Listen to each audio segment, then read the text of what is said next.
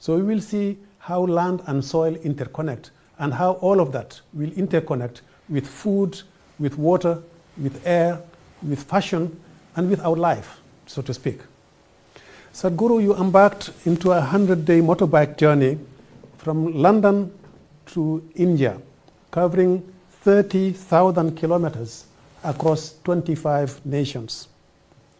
You are doing this as part of the Safe Soil campaign, calling on policymakers to make soil regeneration a priority. You are not young anymore. Embarking on such a journey is quite extraordinary. Sadhguru, can you first tell us about this campaign? What is the vision and what is the ambition behind the campaign? Namaskaram, Thiaw, Ibrahim. Thank you very much for having us here and your support. And this has been your life's work in many ways. What I'm seeing is, there is so much happening in the world, there are so many concerned people, but still when it comes to concerted action, it is not one-pointed, it's many-pointed. I'm not questioning the significance of other aspects, that is also significant. But soil is like the cream of the land or the cream of the planet itself. When I say cream, it takes certain amount of time for the cream to come up, and the cream has come up over millions of years. And our life has come out of this cream, which we call as topsoil. And that topsoil is in serious danger right now. We are heading towards an extinction of this. What extinction of soil simply means is, soil or the topsoil particularly is the largest living system, not just on this planet, but in this universe. In the known universe, there is no other material like this that can sprout life the way this topsoil sprouts, whether you see a worm or an insect, bird, tree, animal, man, woman, everything has come out of this. But we have put this to great risk and danger right now. Yes, there are other concerns of rainforests, oceans and everything, but I think if we just stay out of it, they will be fine. They will all come back by themselves. But agricultural land is, very connected with us, is entwined with our lifestyles and our living and our survival. This is a piece of land or this is a piece of geography that we call agricultural lands in the world, where human hand is tending to it on a daily basis. If we can't turn this around, and that is in the worst possible condition, and if we can't turn this around, this shows we don't have enough commitment. So this is not a question of some great technology needed, this is not a question of enormous resources needed, this is just a question of direction and commitment. So I thought we should bring focus to this because as I spoke to various ministries, agriculture ministries across the world, what I discovered was most nations are still treating soil as an inert substance that you can manage by adding or discounting some chemical in it. Soil is the largest living system, and first thing is this must come into human consciousness that we are dealing with life, we are not dealing with a material. Soil is not a resource, soil is the source of our life. If we do not rejuvenate that, if we do not enhance the power and the quality of that soil, the power and quality of our own lives will go down, the life of every other organism will go down. Why this urgency?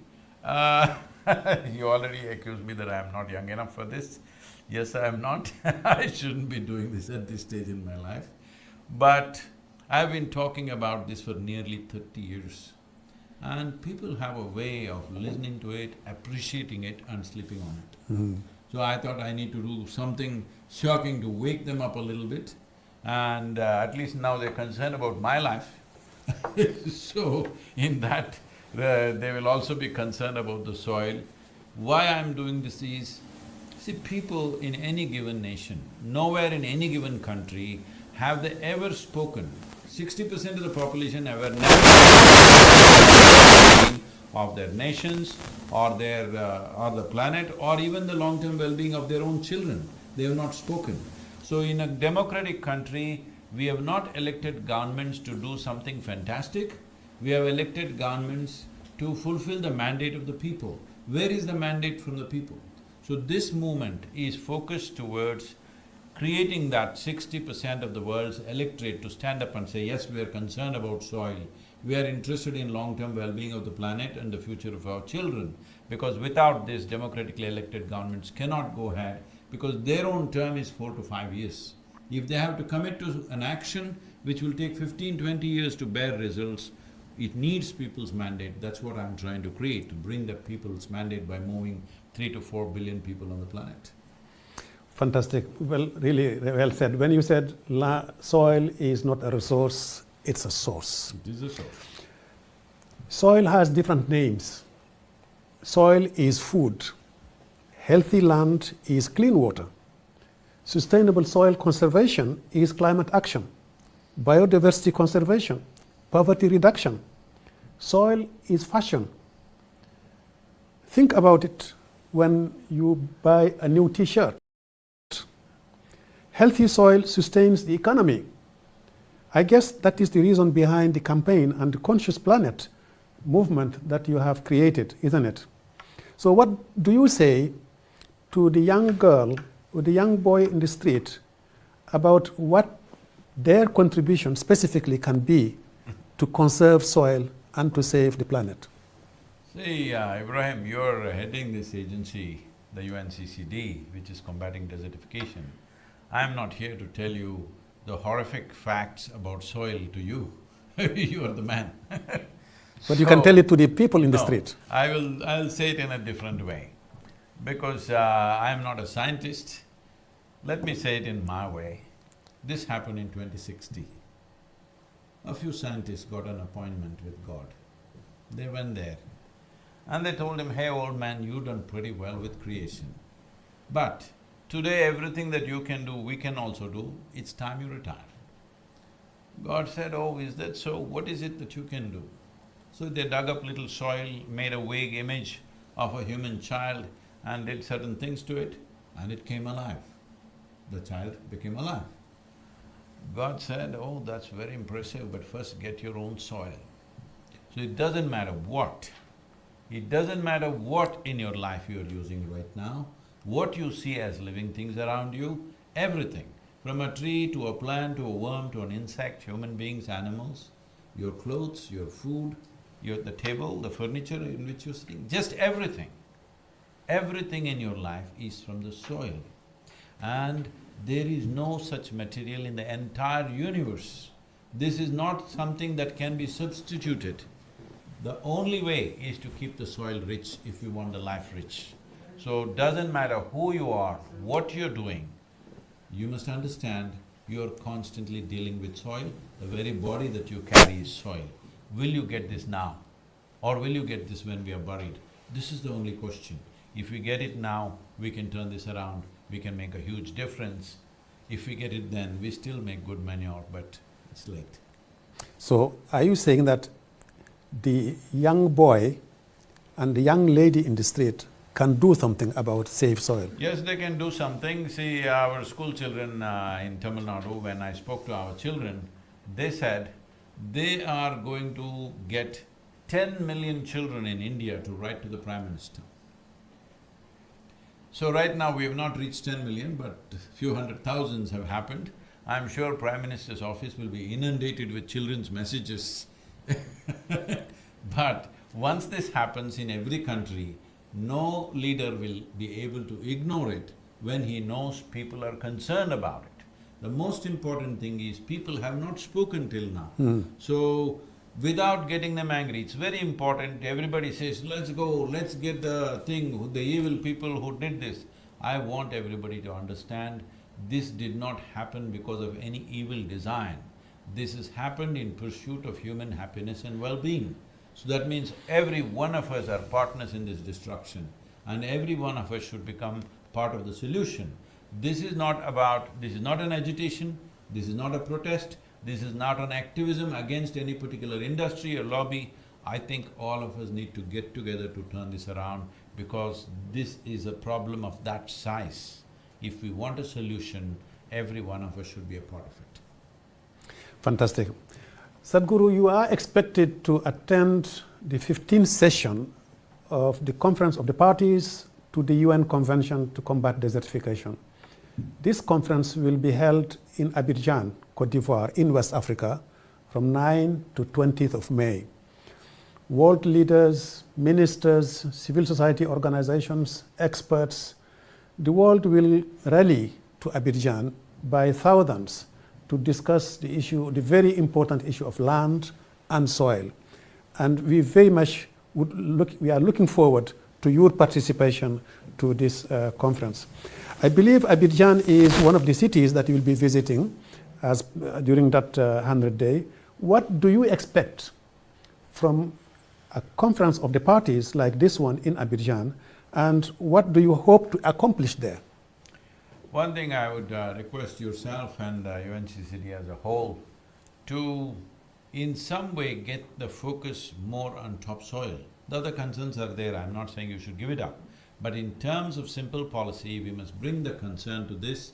This is what I would like to appeal to these 197 nations, including the European Union, which is an important part of setting an example. The important thing is this, that there must be an incentive for a farmer to raise the organic content.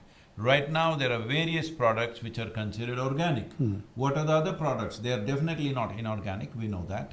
So, if we change the label itself, that it is a certain percentage of organic content, for example, right now, Northern Europe has 1.48%.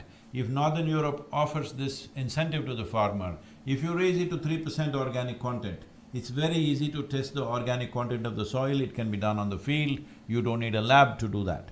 So if that is done, this product, by converting the land into 3% organic, or 3% is not the best thing.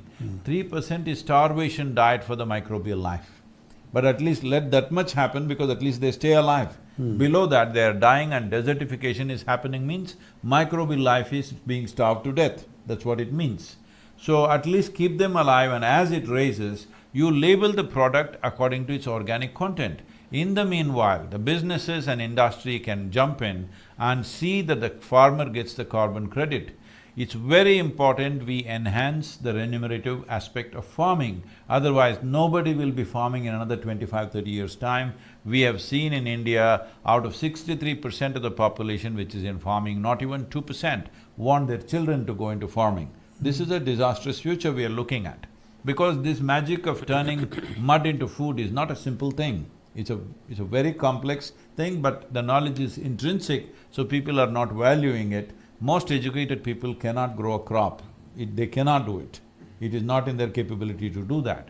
So another thing is the product will find different ladders in the marketplace, 3%, 4%, 5%, because we have enough science to tell you that if the organic content in the soil is 3%, what are the extra micronutrients which are present in that food, and what are the health benefits, what are the preventive health benefits, all this is well established. We just need to collate this and establish a roadmap that the whole world moves towards a minimum 3 to 6% organic content in the next 8 to 12 years' time. It is very much doable, because just if you bring cover crops in summers or winters according to the nature of one's climate, just the cover crop and plow it back into the land, if you do this, within 6 to 8 years, most lands will reach 3% minimum.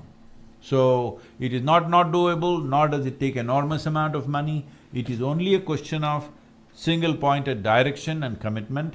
What we have seen in India is, to put cover crops, if government has to give subsidy for the seeds to be thrown into the soil, out of which you're not taking any crop, it is just being used as humus. If you have to do that, it just costs 450 rupees per acre, which is just 5 euros or less than 5 euros per acre. Every nation can do this. It does not need heavy budgets. If you want to do it within 2 to 3 years' time, it'll cost a little more money. But if you want to do it in 6 to 8 years' time, every nation can do it. This is not happening only because of lack of singular direction and commitment.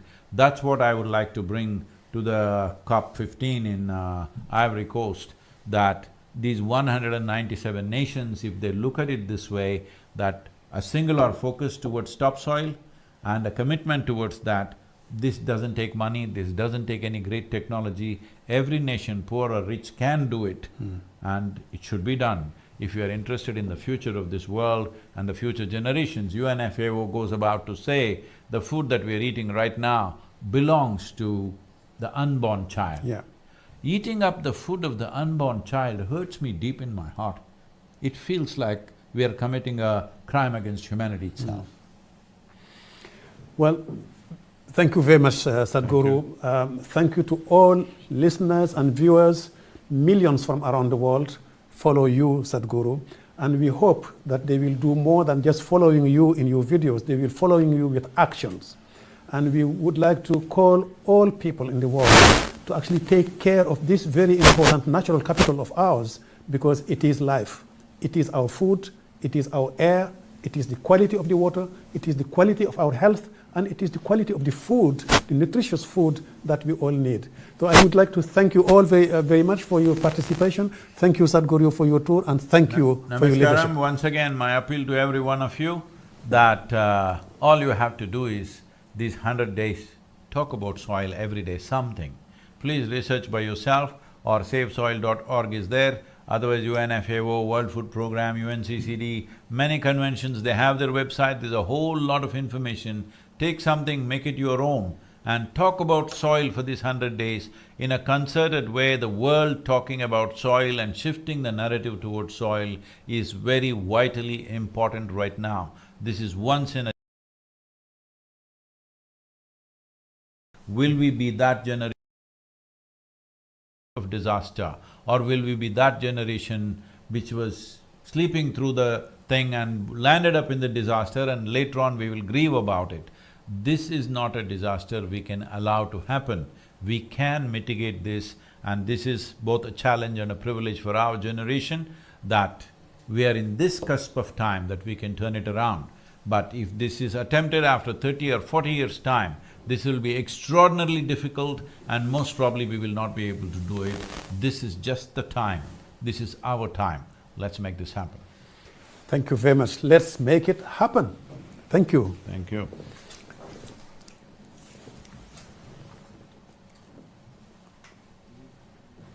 Yeah, are we done? Okay. Well…